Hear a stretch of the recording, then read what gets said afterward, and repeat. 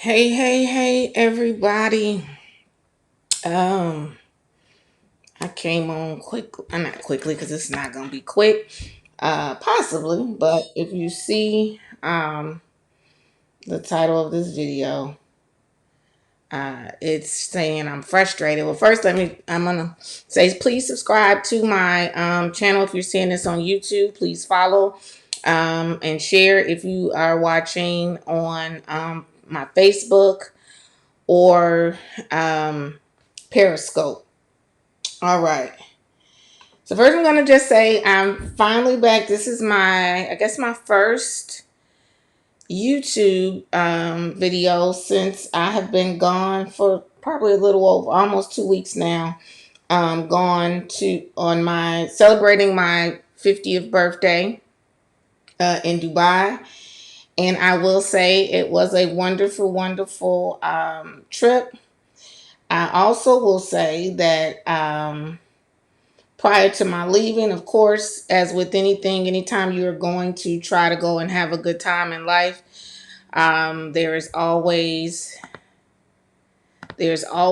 something or someone who is trying to steal your joy. With that being said, this title is I'm frustrated. So I'm going to address one thing first that I'm frustrated about. And then, of course, I'm going to go into a lot of other things that are currently going on that have me frustrated.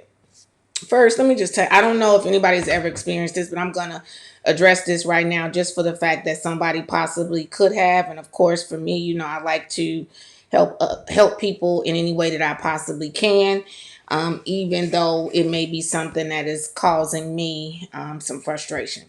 So anyway, back in March of this year, prior to the shutdowns, I went on a trip to Miami, and a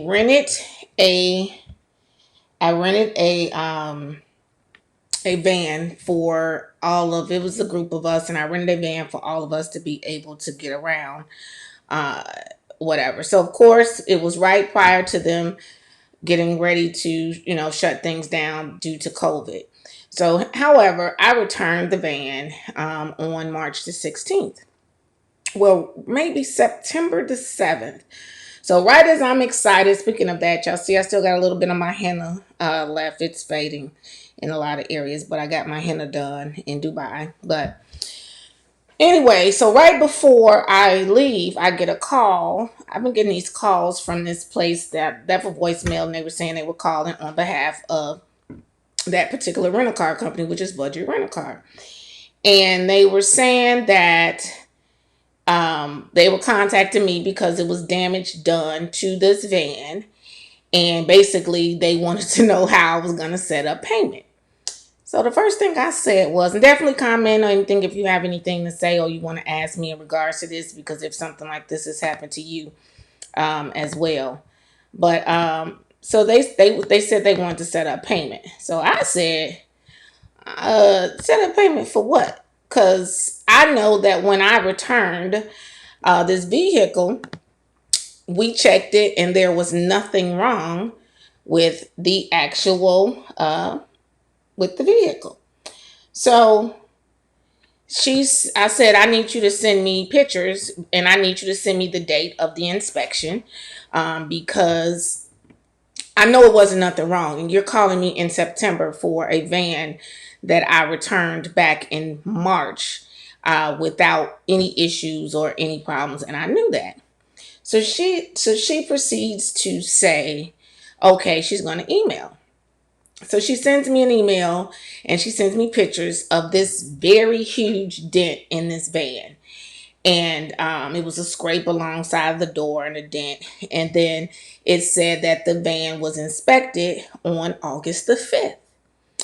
And that's when I guess they noticed the damage or whatever. So when I saw that, I immediately, and this is what you should do, guys, immediately respond, immediately say you are not accepting any liability or any responsibility for that, and or for anything that somebody is accusing you of, saying that you owe them, saying that you've done anything for anything. If you have not done it, automatically say at that time you are not accepting responsibility or liability for anything. And then oftentimes don't even verify, when it's like creditors and things like that, don't even verify any of your information. Don't even verify that you are you over the phone, especially when it's like collection agencies and stuff like that for debts. Because once you do that, you are giving them acknowledgement that the debt that they're bringing reference to is yours and could be yours.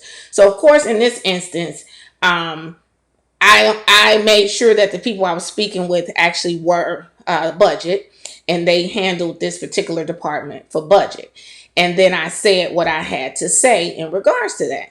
And so I emailed immediately and I stated that information. And, I was like, you're not going to get a dime out of me.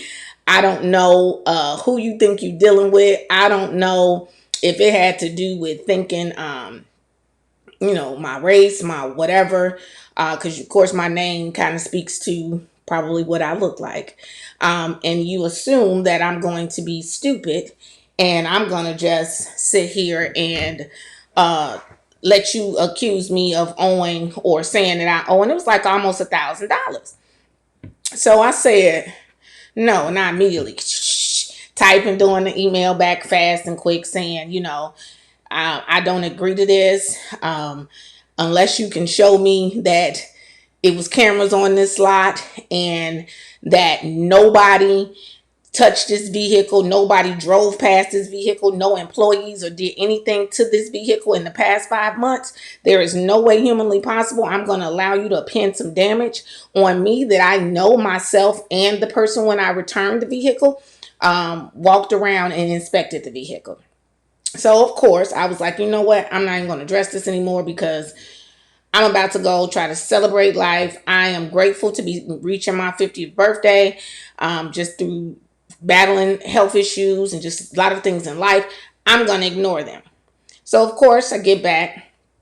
And first thing we're dealing with is we're waiting now to see if they're going to decide to indict the officers who killed Breonna Taylor. So I think myself, just like a lot of other, black people and just people in this country, period, were really on pins and needles, just thinking and trying to figure out what exactly they were going to decide to do, especially after waiting almost 6 months, a little over 6 months before deciding to do something. So I'm on pins and needles in regards to that, just because, I live in this country. I just experienced being somewhere else where it's not really a democracy. There is one person in charge and that family stays in charge forever, and actually kind of liking how some of the things were handled in that country.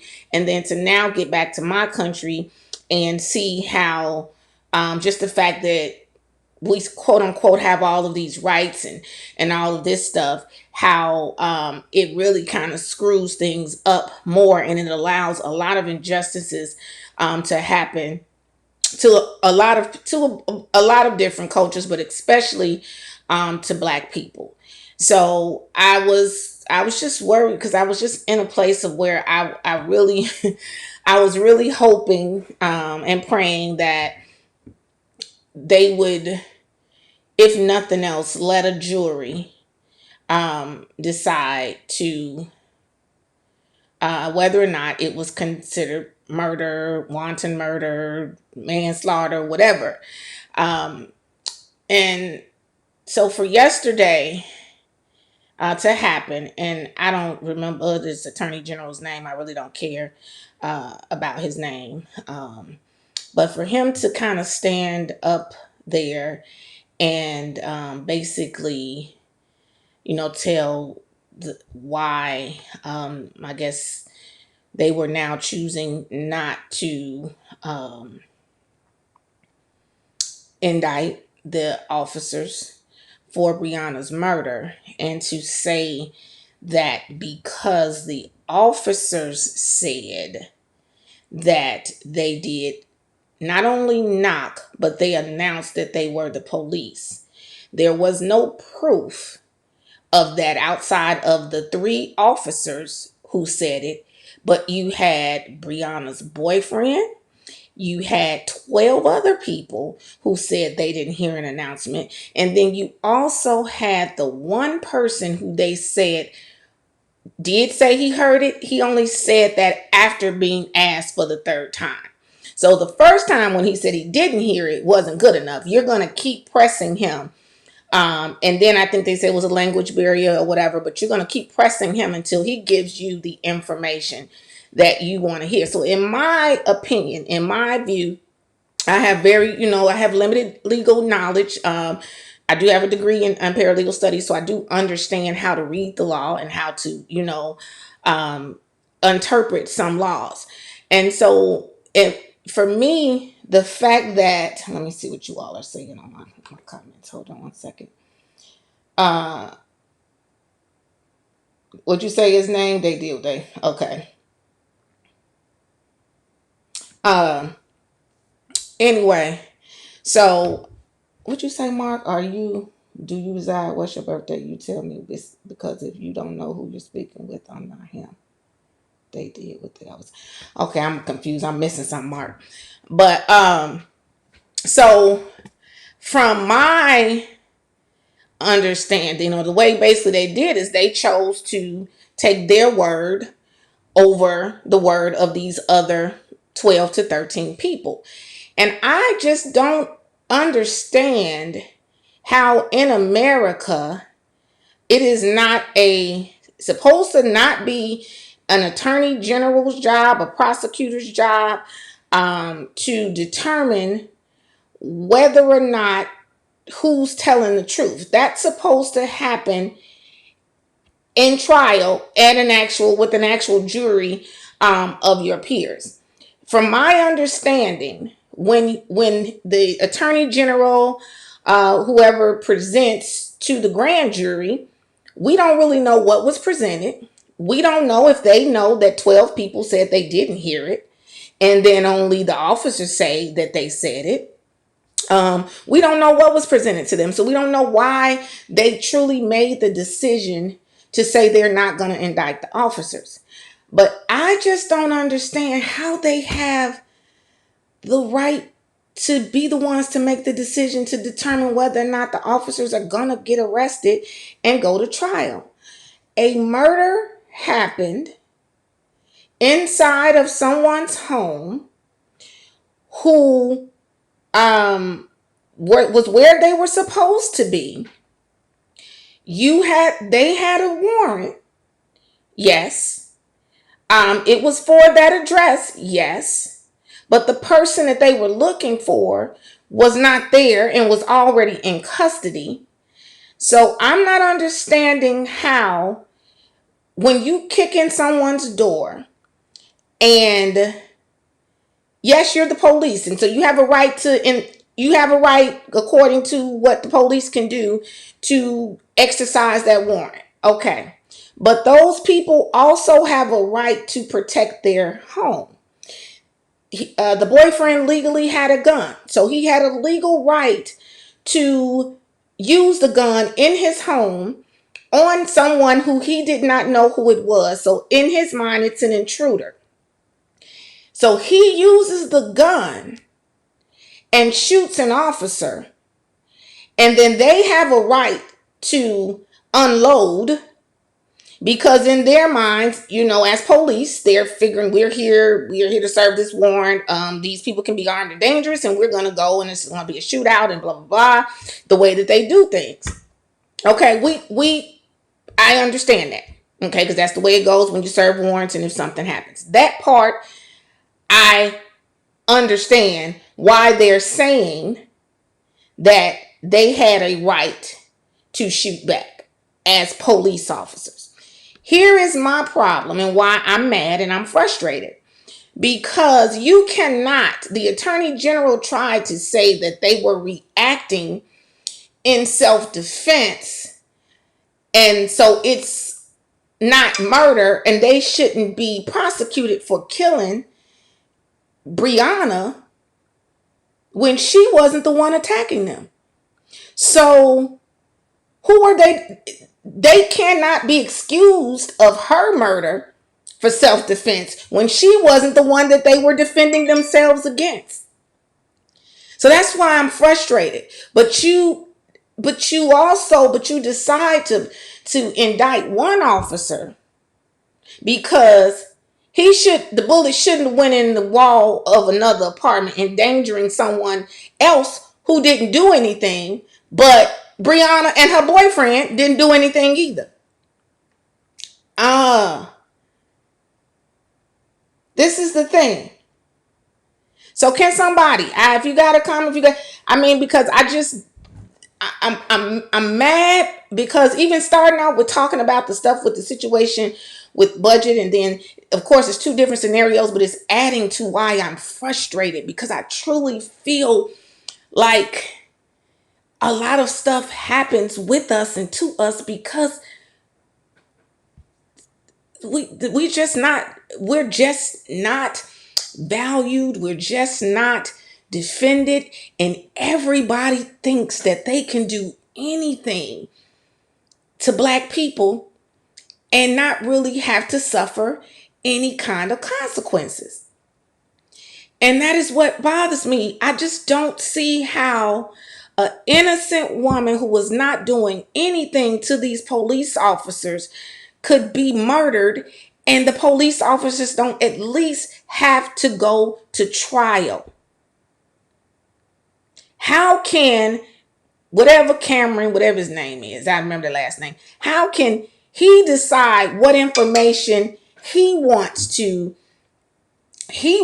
present to the grand jury, where he can skew it for them to only see what he wants them to see and make a decision based on what he wants to present? And from my understanding, the federal investigators and the FBI did not agree with what his conclusion was. So how do they decide to follow what he suggested, or based on what information he was given? Somebody is an attorney and you can help me with this. Please do so. But I just truly don't understand, and I'm just mad. And like I said, I'm already thinking. And if you guys know me, because you see it, what I got on my shirt, Free Thinker shirt, I don't always go and agree with everything with the masses and all that, because I use my mind to actually think and come up with my own view and own conclusions of things without letting someone else's views generally guide mine. And in this instance, it has nothing to do with outside of the fact that what they are saying makes absolutely no sense. It was an injustice. I do understand I have police officers and stuff in my family, and I'm not saying all police are bad, and I'm not saying go out here and hurt police and all that, because every police doesn't agree with this situation, and every police wouldn't react and have done the same things. But what I am saying is that regardless of, they have particular rights, or they have based on them becoming police, it is assumed that they are acting, when they do things, within a reasonable mind. And so that kind of makes them different than had I been a burglar breaking into Breonna's them home, and the boyfriend shot me, and then I shot him back and killed somebody. It wouldn't be a question. He wouldn't have got arrested because he was protecting his home, and I would be in jail. So I'm just not understanding how it can be such a big difference, especially in the instance where they were not supposed to be there, and who they were looking for was already in custody. That part, that part, that part. Anybody. That's the part I don't get. I don't especially in I don't get that.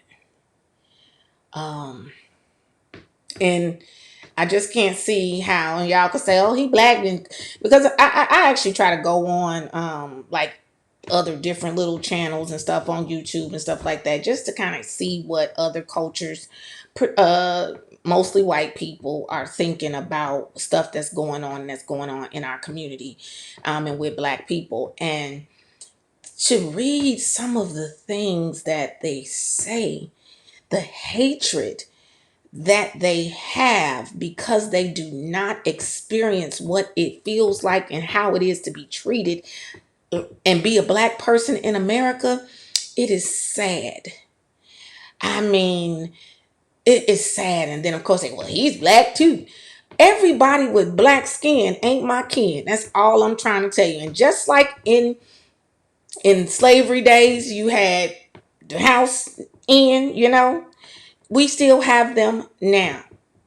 And being one doesn't mean that you agree with things that everything that white people do and different parties do and all that kind of stuff. No. But when you can not rationally think of how you would feel or rationally see that there is an imbalance to treatment to your culture because you actually are black, because you may not have experienced it, and to honestly be able to give a justification or to mess that situation up so bad because I believe he knows. First of all, I believe he has aspirations to probably be the governor of Kentucky or whatever, and so he trying to keep the people, the powers that be, happy.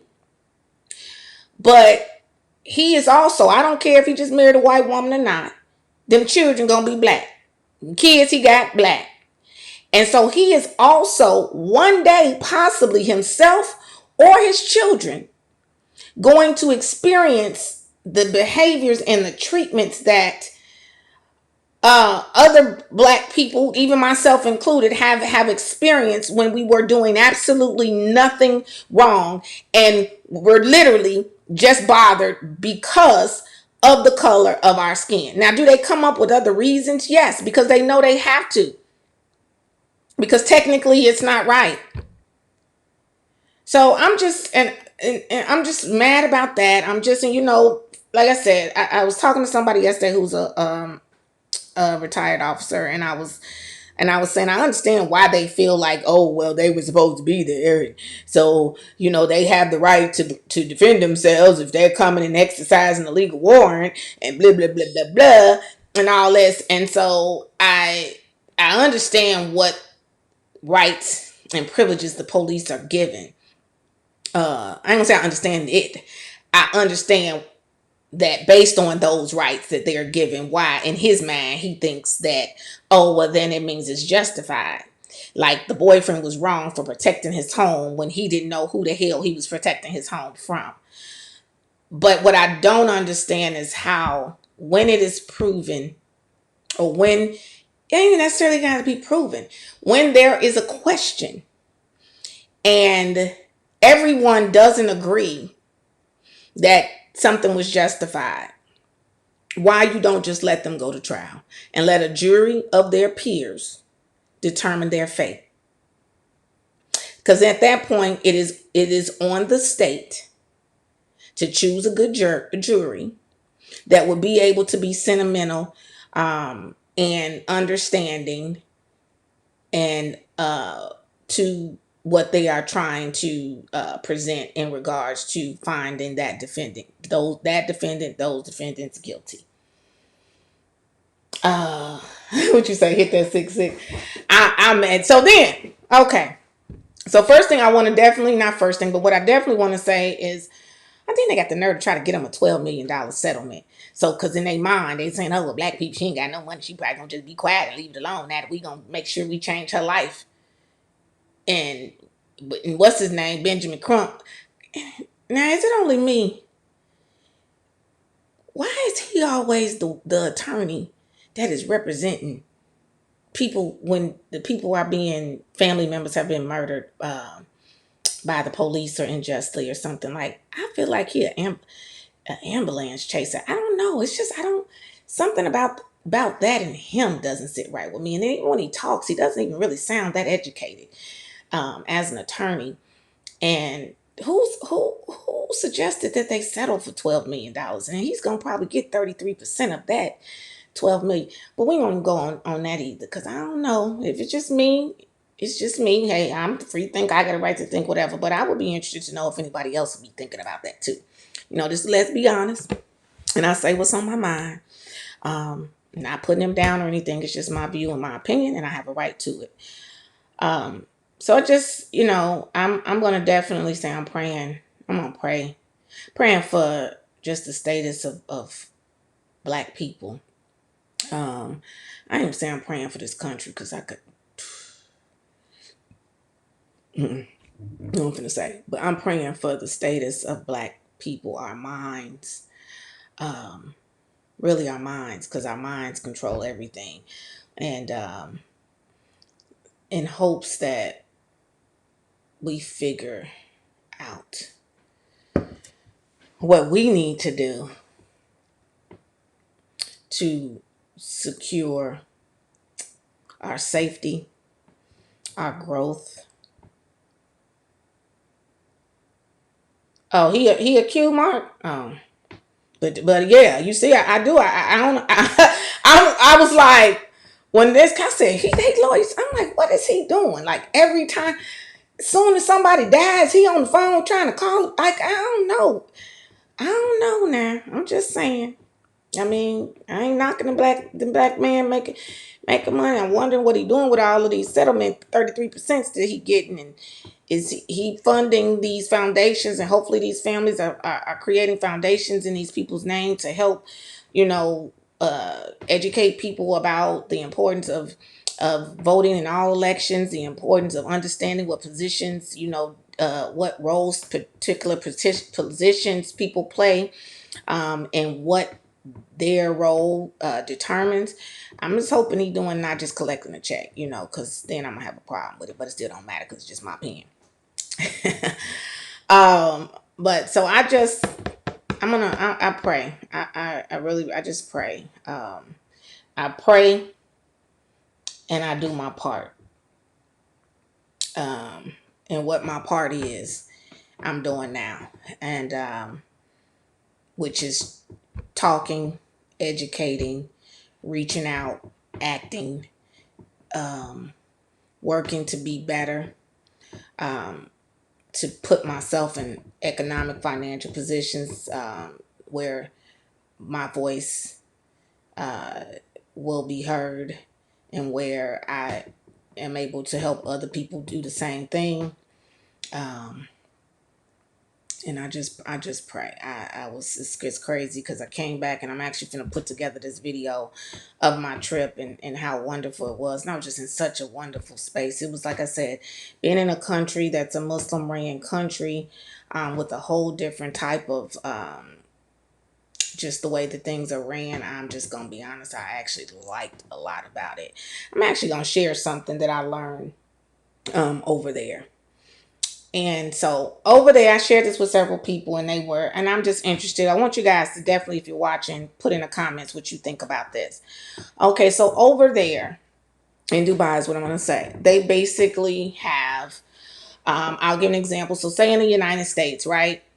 We know that the Native Americans or whatever were here prior to the slave ships being brought over. And then they brought over, it was the whites, it was the blacks, and then, of course, the Native Americans were here. But then the country began to be formed based on the work of the slaves. Okay, we all understand that. I'm not disputing that at all. But what that says is, technically, if you look at the formation of this country, then that would make Native Americans, that would make white Americans, and that would make black people be technically the citizens, right? We're citizens. Okay. So I just have to lay that part out right there. So now over there in, just say in Dubai, it's the same kind of thing with the foundation. The foundation are the people who were there as prior to it being formed, or as the country was being formed. and direct relatives of the king. And they are considered the locals. Okay.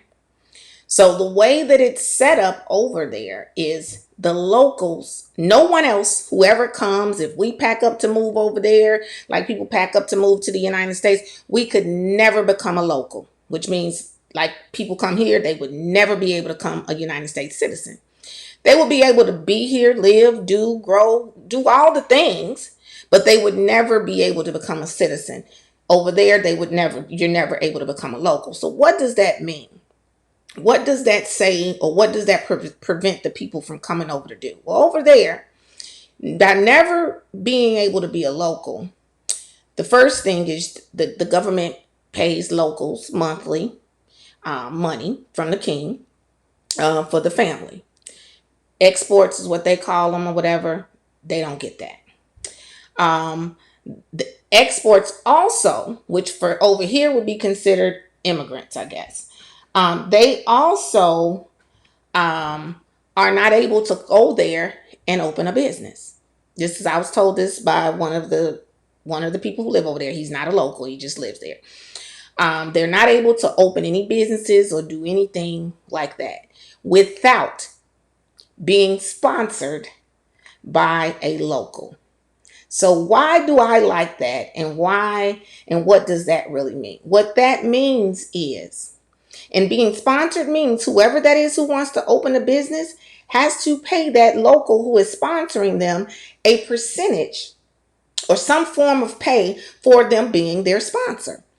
So that means that the locals, the people who built up the country, will generally always stay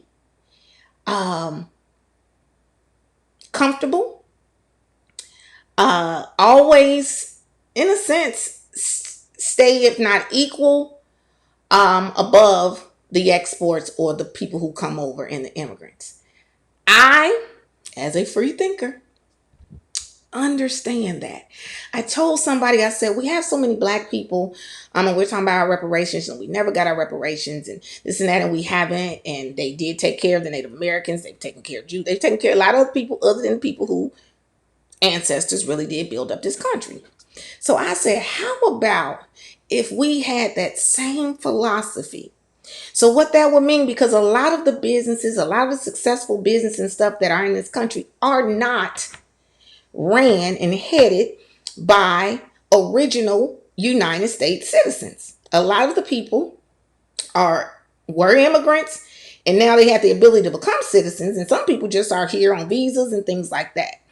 But what if those people, they could still have businesses, but in order for, I guess, the black people to feel as though, or to feel some sense and start getting some help or reparations, or the ability to utilize revenue and money that is coming into this country to help better their lives, since the reparations that were promised were never given. What if those people had to do the same thing like they have to do with the locals over there? So in order to open a gas station, open a liquor store, open a beauty supply, open a nail shop, they had to get a black American who could prove that they were descendants of a slave to sponsor their business, which meant that black person would be getting a form of reparations monthly off of the growth of a person that came and chose to come into this country doing better financially. I don't know if anybody commented, but I want to know what y'all think about that, and if I explained that clearly. I liked that. I think,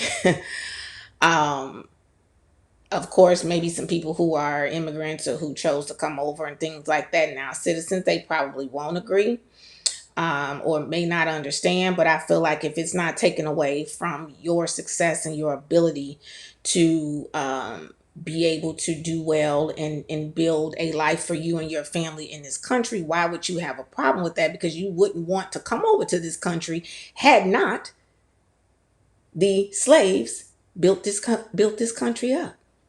It wouldn't be a place you would want to come. I'm just saying. So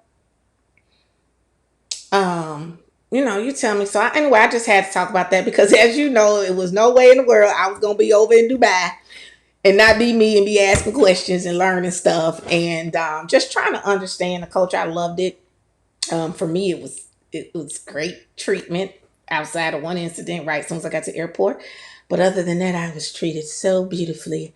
I loved it. Um, but so with that, I'm gonna end. But then, of course, these people call me again to go back. The people call me again about this doggone van, asking again today.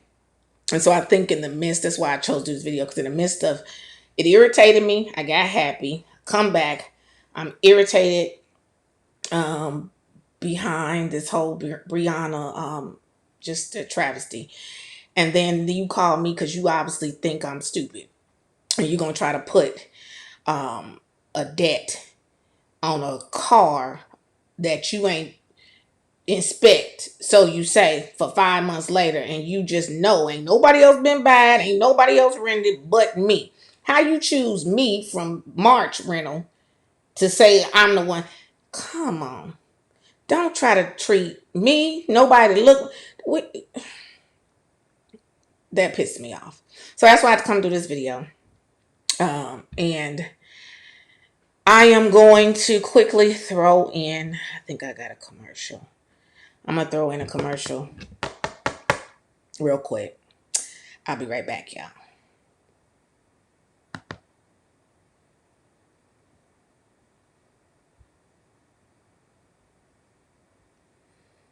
All right. All right. It was quick. Hey, I'm back. All right. So I'm going to end. I definitely do want to give a shout out to, of course, the businesses that you see on the screen. If you see I always say, if you see my skin, I use 66 CBD skincare line, which is the green tea facial cleanser daily. Can you see? Can you see? Can you see? Green tea facial cleanser has 350 milligrams of CBD. I use the anti-aging serum, which has hyaluronic acid, 300 milligrams of CBD. Um, these are both my brands. Sorry, and then I finish up with a finish up to moisturize my skin with my daughter's product line, which is Lay Beauty. I'm going to turn it there so you can see. And this is the hydrating face moisturizer. The bottle is a 2-ounce bottle, but you really only need, and put a dab, I'm going to let you guys see. Put a dab like this. I actually just washed my face before doing this video and I just didn't much. And then I go, dun, dun, dun, dun, dun. And then it just spread. As you see, I'm going to prevent these wrinkles, keep my skin glowing, and it hydrates your skin. You see, I don't have any dark circles under my eyes. And then that's it. So even though this is a luxury brand, so it's definitely vegan, definitely organic, paraben free, all the good things that help to take care of your skin on top of hydrate your face. So this would be done after you clean, after you, if you use the 66 CBD hydrating, anti-aging serum, you can tone and then you moisturize. Okay, so I definitely wanted to mention that. And then for those people who have just say dark spots that you want to get rid of, a lot of people like to bleach their skin, which is up to them. That's on them. I really wish I could darken mine some. So I wouldn't, I don't really use the brightening cream unless I get like some spots, like I was using it under my eyes and I lifted that up. But the brightening cream helps. It has vitamin C. But it helps to nourish, brighten, and revive your skin.